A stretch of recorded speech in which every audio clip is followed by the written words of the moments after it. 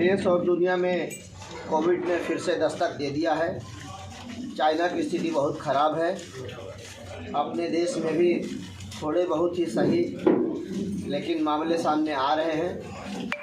इससे बचाव के लिए हमारी सरकार, हमारे प्रधानमंत्री जी ने तैयारी भी शुरू कर दी और देश के लोगों को आगाह भी किया है।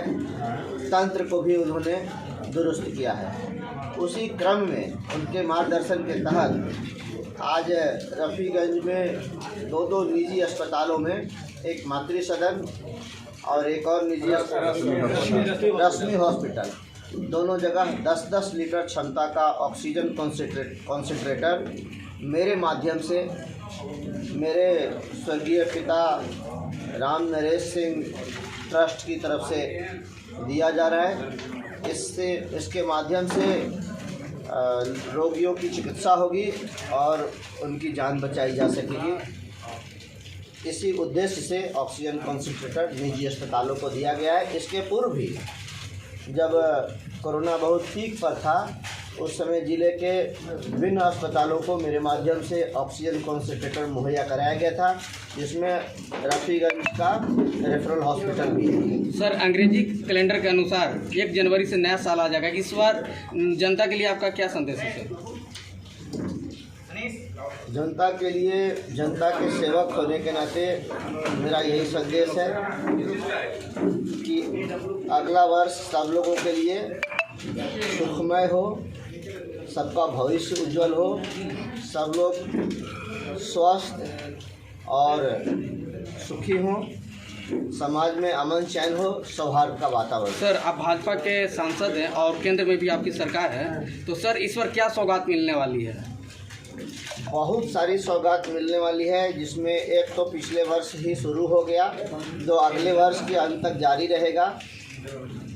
प्रधानमंत्री गरीब कल्याण अन्न योजना की अवधि दिसंबर 22 में समाप्त हो रही है। इसको हमारे प्रधानमंत्री जी ने पूरे 1 साल बढ़ाकर 2023 के दिसंबर तक के लिए कर दिया।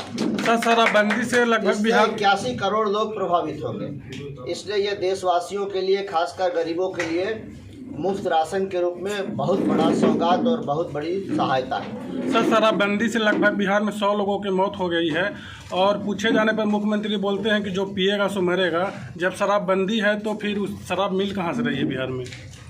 शराबबंदी केवल सरकार के कागजों और मुख्यमंत्री जी की जुबान पे है। बाकी शराबबंदी कहीं नहीं है। सब जगह शराब बिक रही है। शराब का अवैध व्यापार हो रहा है, जिसमें नकली शराब भी है, जहरीली शराब भी है, जिसके कारण लोग मर रहे हैं। लेकिन सरकार बेदर्द है, मुख्यमंत्री जी संवेदनहीन हो गए हैं। उनको कोई दर्द नहीं होता कि कैसे गरीब लोग। इसमें एक बात बड़ी विशेष है, वो ये है कि आप देखेंगे कि 99% जहरीली शराब से मरने वाले गरीब लोग होते हैं। पी सब रहे हैं, जिनको पीना है, अमीर भी पी रहे हैं, लेकिन गरीब लोगों की जान जा रही है जहरीली शराब। इसके लिए सरकार को कोई चिंता नहीं है। सरकार इसको रोकना नहीं चाहती। तंत्र फेल है। मुख्यमंत्री का नियंत्रण खत्म हो चुका है। उनको नैतिक जिम्मेवारी लेनी चाहिए और बिहार को बकस देना चाहिए। एसएससी का परीक्षा कुछ दिन पूर्व लीक हो गया है, इसको लेकर आपकी क्या राय है? देखिए, ये पहली घटना नहीं है कि एसएससी परीक्षा के प्रश्न पत्र लीक हुए। इस तरह से इसके पहले भी जो परीक्षाएं हुई, बीपीएससी की परीक्षा, उसका भी पेपर लीक हुआ। इसी बिहार में मेधा घोटाला हुआ। इसी बिहार में डॉन भी हैं जो परीक्षाओं में सेटिंग करते हैं और प्रश्न पत्रों को लीक करते हैं।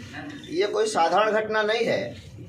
सर, मुख्यमंत्री जी कहेंगे कि इसकी जांच हो रही है और जो दोषी को बख्शा नहीं जाएगा, एक लाइन में बयान देकर वो अपने कर्तव्यों का इतिश्री समझ लेते हैं। लेकिन आप समझ लीजिए कि कितना खर्च करके कोई माँ बाप अपने बच्चों को पढ़ाता है, बच्चे उसकी तैयारी करते हैं मेहनत करके, और जब पेपर लीक हो जाता है परीक्षा रद्द हो जाती है, उनकी सारी तैयारी, जो मेधावी छात्र हैं उनकी तैयारी फेल हो जाती है, उनके जीवन में निराशा छा जाती है कि अब आगे क्या होगा। तो इस तरह से बिहार की मेधा को यहाँ की सरकार, यहाँ के मुख्यमंत्री श्री नीतीश कुमार जी कुचल रहे हैं, जबकि बिहार में मेधा की कमी नहीं है। पिछले वर्ष यूपीएससी की जो परीक्षा हुई उसका जो परिणाम आया उसमें पूरे देश में अकेले बिहार के लड़के और लड़कियों ने 20% सफलता हासिल की। इसका मतलब है कि बिहार में मेधा है, बिहार में मेरिट है, लेकिन चूंकि यहाँ परीक्षा कदाचार मुक्त नहीं होती, पेपर लीक हो जाता है, इसलिए उनकी तैयारी धरी की धरी रह जाती। ये नौजवानों के साथ, लाखों करोड़ों नौजवानों के भविष्य के साथ बहुत बड़ा खिलवाड़ है, बहुत बड़ा मजाक है। सरकार इसे गंभीरता से नहीं ले रही है, ये बहुत दुखद है। बिहार में बलात्कार और हत्या चरम सीमा पर है, इसको लेकर आपको क्या राय है? सरकार ही इसी की है, सरकार को कोई चिंता नहीं है। और हाल ही में शिवगंज में भी दिन दहाड़े राजद नेता के द्वारा लोजपा नेता के पुत्र को गोली मार दी जाती है। तो ये तो होना ही था। जब लाठी पिलाने वाली पार्टी के साथ नीतीश कुमार जी मिल गए तो गोली तो चलनी ही है, डकैती तो होना ही है, हत्या तो होनी ही है, रेप तो होना ही है। और उन दलों के लोगों का मनोबल बढ़ गया, अपराधियों का मनोबल बढ़ा हुआ है और पुलिस का मनोबल पस्त हुआ है। इस सरकार में अपराधी मस्त है, पुलिस पस्त है, इसलिए अपराध चरम सीमा पर है। ठीक है।